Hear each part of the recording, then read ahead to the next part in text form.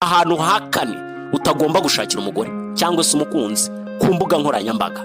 Mbere yuko ushakana n'umukobwa wabaswe n'imbuga nkoranyambaga, ugomba kubanza kwitonda. Urugero, imbuga nkoranyambaga zuzuye ibinyoma, kwiyoberanya uburyarya, kwigereranya ndetse n'ubwibone bw'akahebwe. Bivanye n'uko umukobwa asa, ushobora kumukundira ubwibone bwe n'imvugo ye yuzuye uburyarya no kwijijisha no kwigaragaza neza mu maso ya rubanda, ariko mu mutima ari amasega aryana. Jya witonda.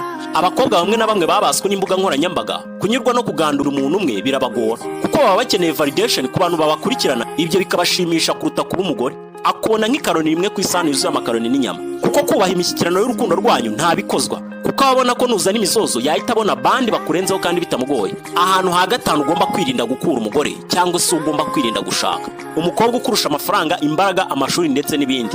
Jya witondera mu guhitamo umukobwa ukurusha ubushobozi muri byinshi, kuko hari igihe wakisanga wabaye umugore kandi uri umugabo. Kamere y'umugore nuko atajya akunda ngo yubahe umugabo arusha inshingano zakamugize uwo ari we.